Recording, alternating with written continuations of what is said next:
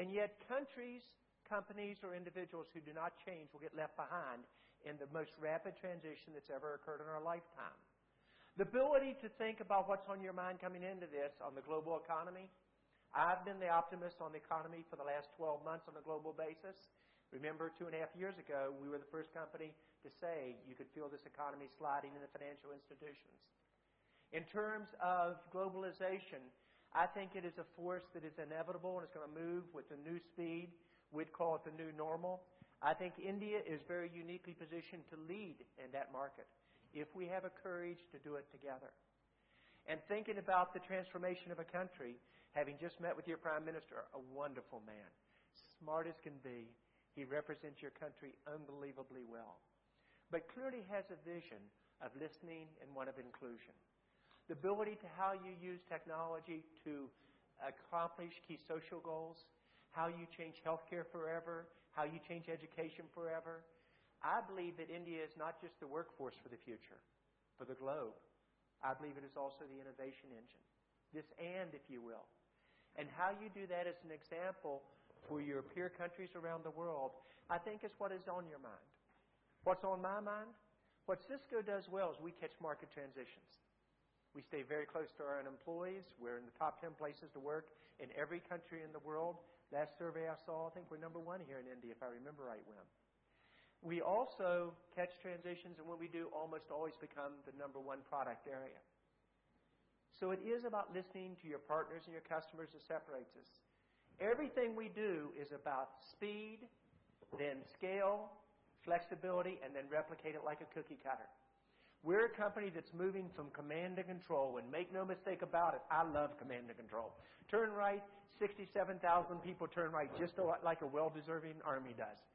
That is powerful, but that's not the future in any organization. The future is all about what our kids understand on social networking, collaboration and teamwork. How you use video and the power of the internet, wired and wireless, to change everything from productivity to healthcare to education.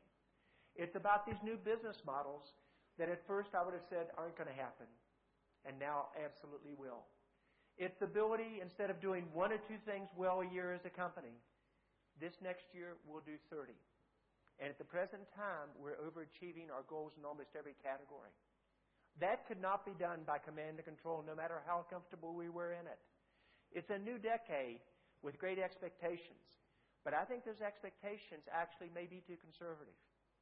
Because if you set expectations based on incremental improvement, small steps at a time, you never lead as a country, or as a company, or an individual.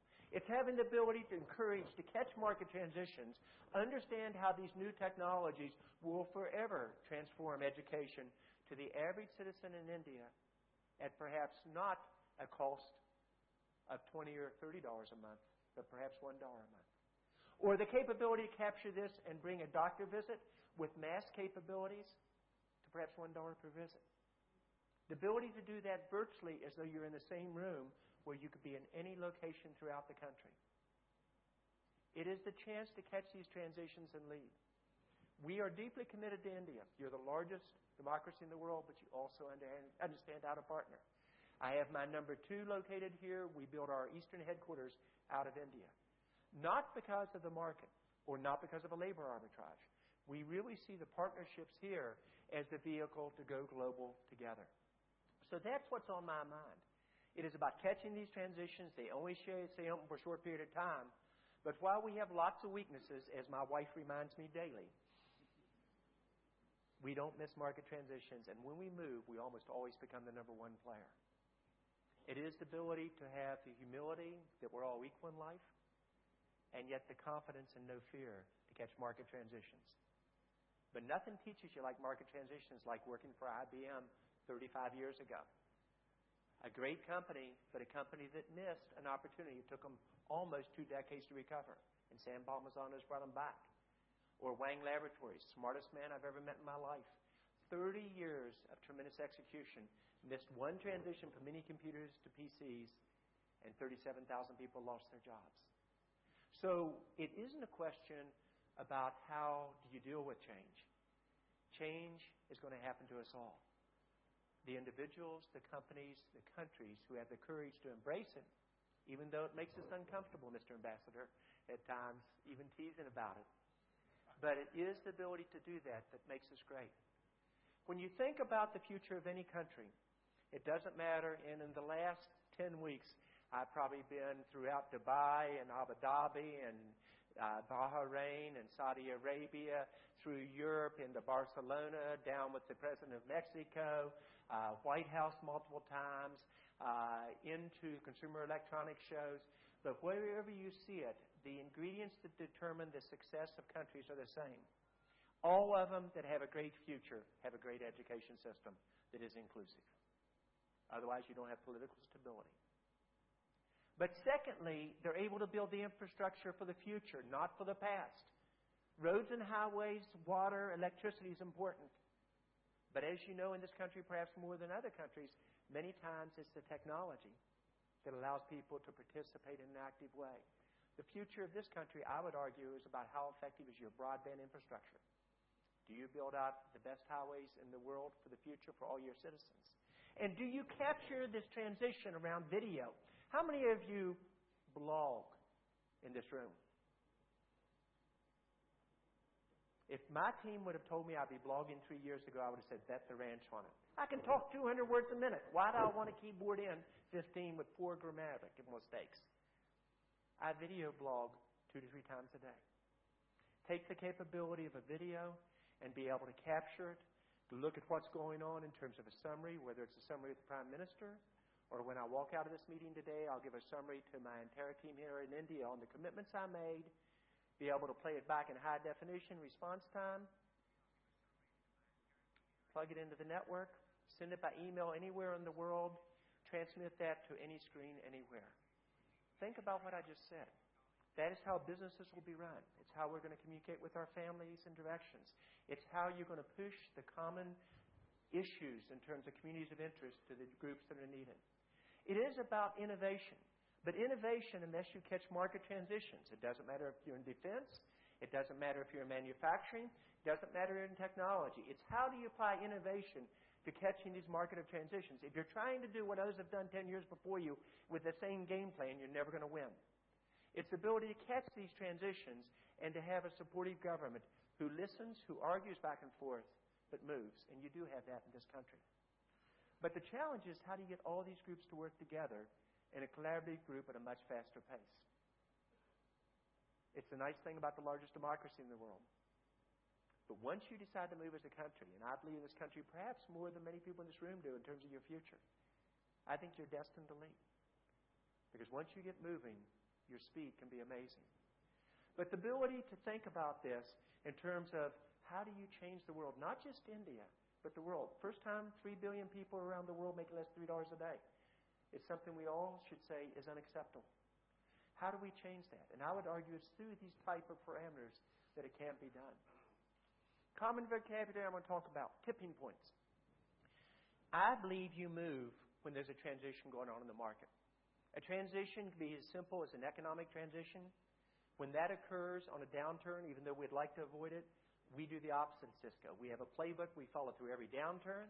Every single downturn that's occurred, 1993, 1997, 2001, 2003, again in 2009, we've not only come out of it as a stronger company, we gained market share in almost every product category.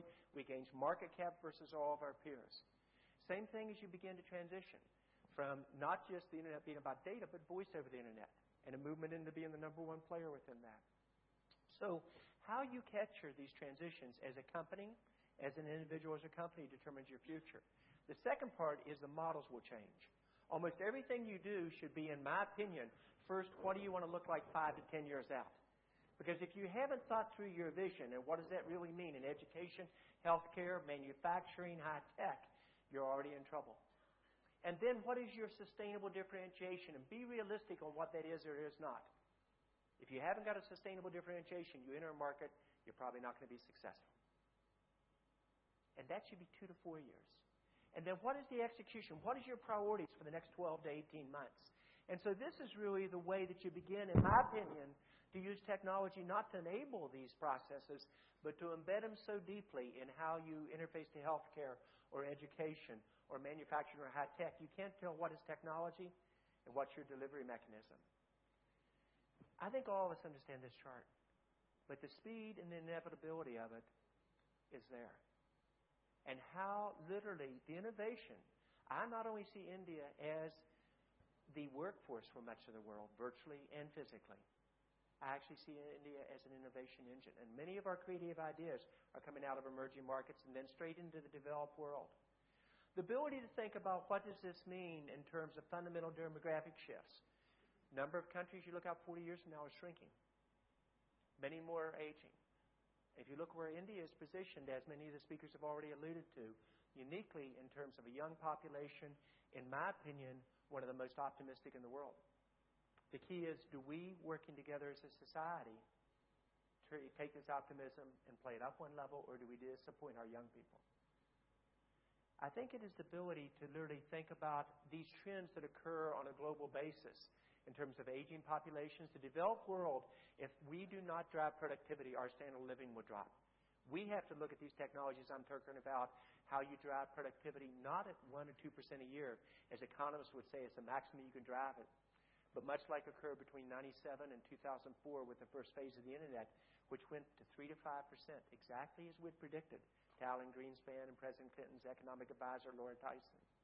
The ability for countries that have the youth coming in, and to say, how do we not only recognize the economic power comes to us, but how do we leverage these market transitions even more effectively? And how do you take the strategy and economic policies, which now, in my opinion, will be the new normal, not the exception? The ability to think about how do you connect these communities, either the urbanization centers of the future, when 500 million people in the next 5 years relocate to cities. How do you basically also keep them in the large states in the country where you say, how do I take virtual cities in place? And not only create the education, the healthcare there, but how do I create the jobs that go with it? And a lot of it will be around mobile devices.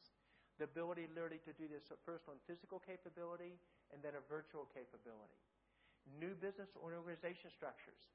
Don't model the education system after the past 40 years. Model for where it's going. You give a young person a flip, you don't have to tell them how to use it. You don't have to tell them how to communicate. You don't tell them how to submit this to their teacher or what collaboration is about. You have to create the highways for them to do that.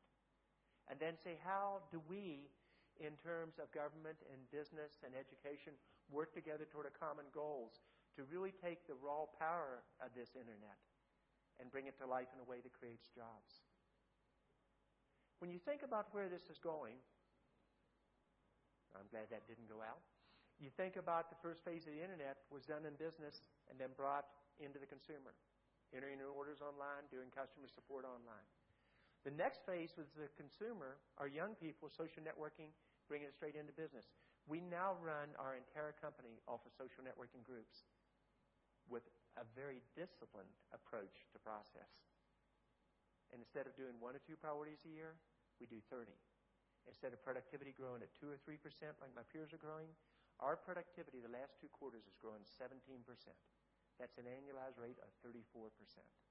We can compete with anyone in the world with those type of numbers, regardless of cost of labor. Why am I in India? Not a labor arbitrage. It's the talent. It's the talent. It's the ability to take these and combine a new form of business models and education and government around collaboration with the power of video. Because until you can look into the other person's eyes, whether you're a doctor doing a diagnosis, which we did the other day over the Internet as a model for what healthcare can be done in this country, or a teacher literally communicating a curriculum to students, the ability to share that teacher across 4 or 5 schools in a day, as opposed to one teacher trying to do the impossible, teach all the topics to the students. Or the ability literally to have teaching assistants of the future connecting your best teachers. The network is the platform for all forms of communications and directions. And the World Economic Forum got it right. It is this capability that's enabled not just for society change, but for productivity. Productivity of not a 1 to 2% per year, but a 3 to 5% per year, which the developed countries must have to increase their standard of living. But the developing countries actually have the key cards on this. You have a much better hand to play. Your ability to power economic growth, not at a 7 or 8%, but perhaps at a 10% plus. And if you have the productivity, you can do that without inflation in terms of the direction. The ability to get the inclusiveness.